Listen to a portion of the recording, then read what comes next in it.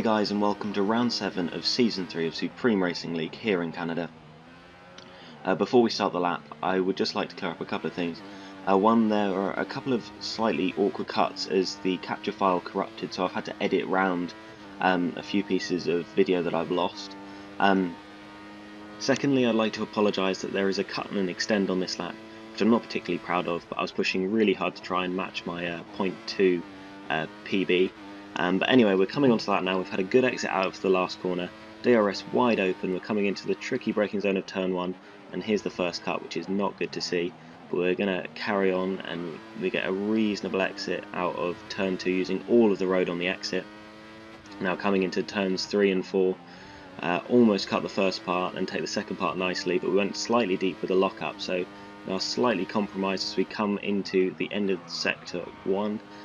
We take that corner reasonably nicely and we let the car drift out wide as we put it into rich mix to maximise speed down this straight, coming into the really tricky chicane. We take the first part nicely, but there we go, there's the run off the track, so there's the extend, so apologies for that again. And now we're going to come into the end of sector 2 for this tricky hairpin. We get the braking point nicely, use first just to get around the corner, and we get a reasonable exit, put into rich mix.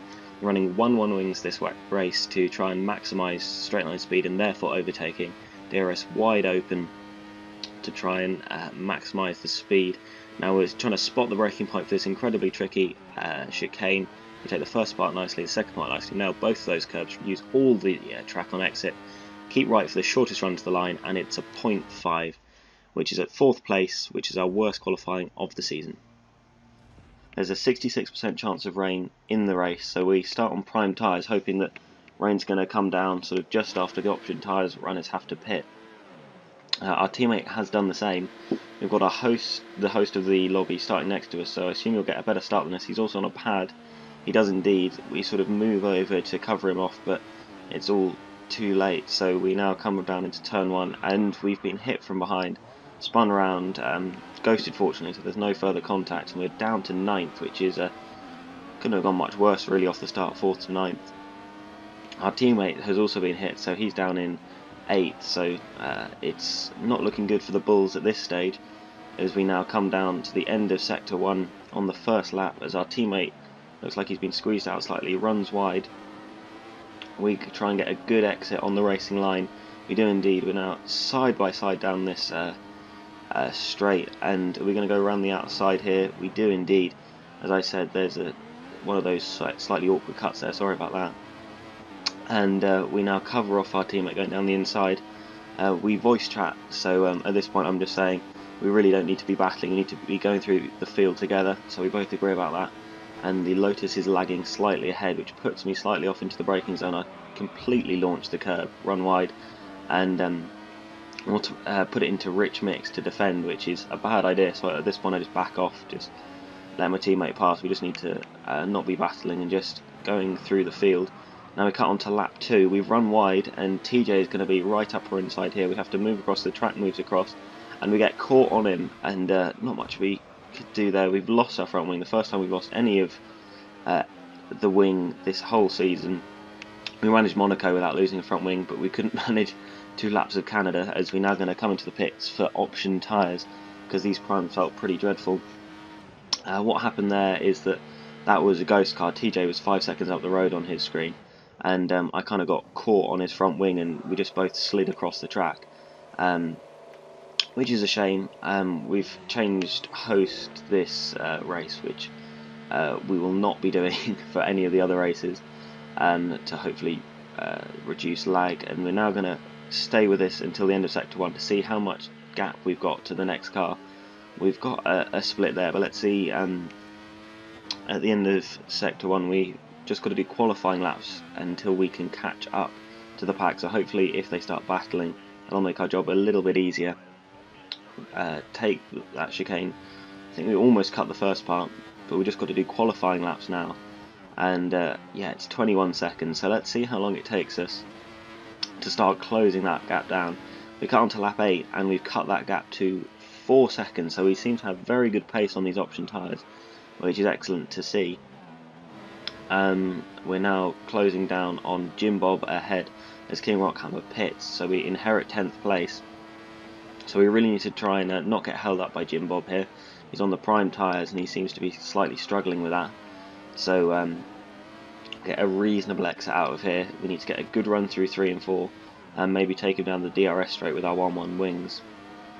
But we seem to be getting just having more grip throughout really. So we just show him his nose down the inside and he runs slightly wide. We set ourselves up for a good exit, run nicely up the inside, and that is move done. Hopefully we should just be able to pull away now, which we do as we cut onto lap 12 and we come into the pits to put on another set of option tyres.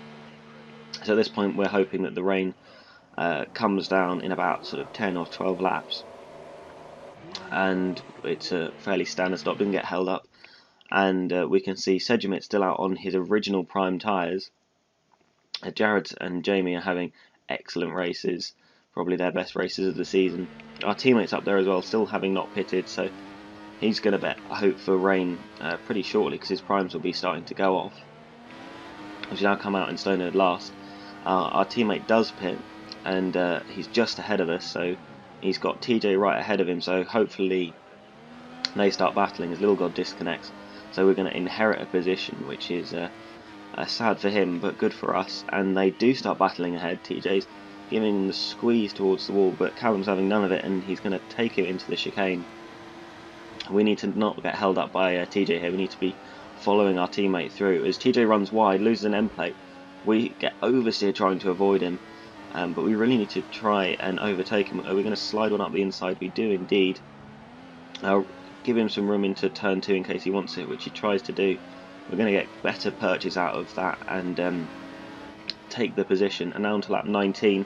Callum's run wide and we launch the chicane in excitement, and we're going to get into the slipstream, going to go round the outside into turn 1 Ricardo styley, and we do run onto the grass slightly, but we have got the move done. We park it on the apex of turn 2 and that is move done.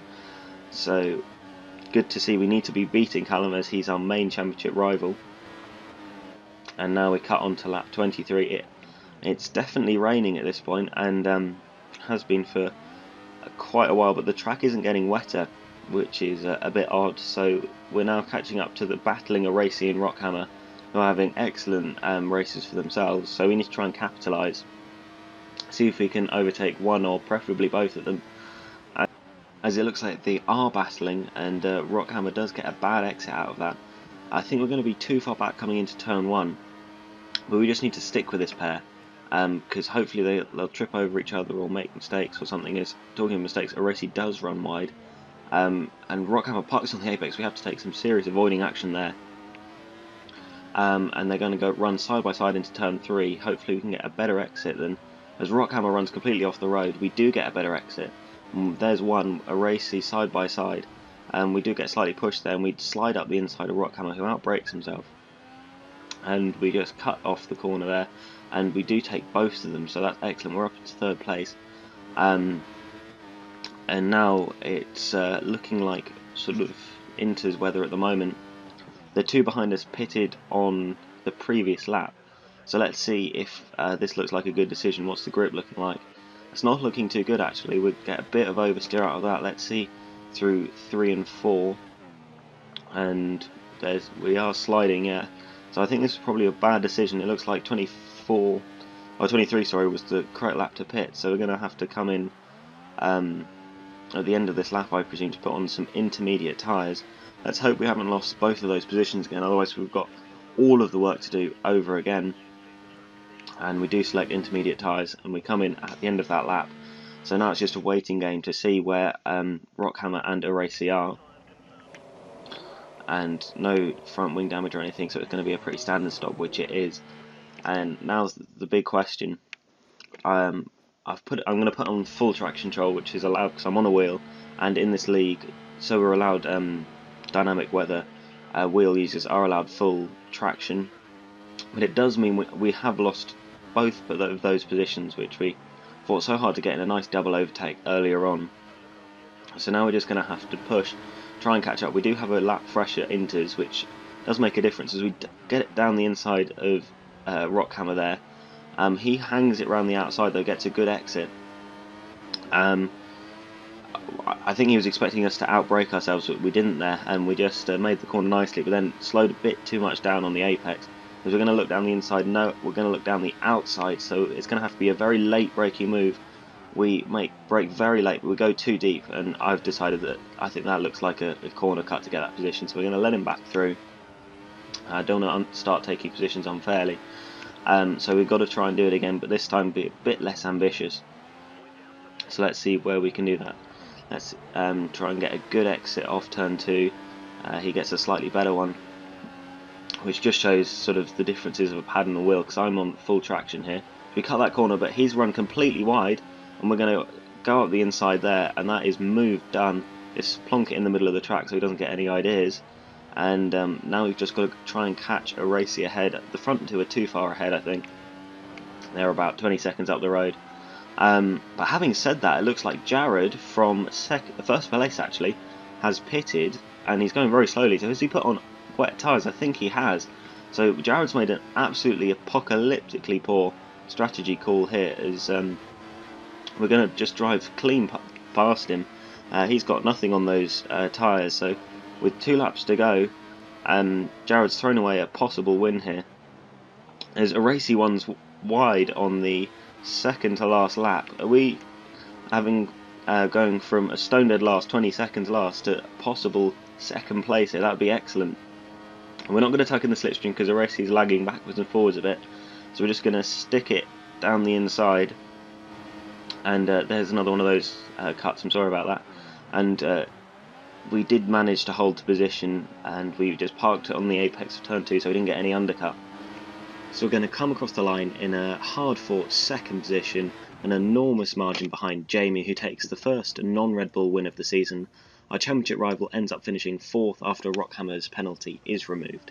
But it's been an excellent race here in Canada. I'll see you in Austria. Thank you very much for watching. Goodbye.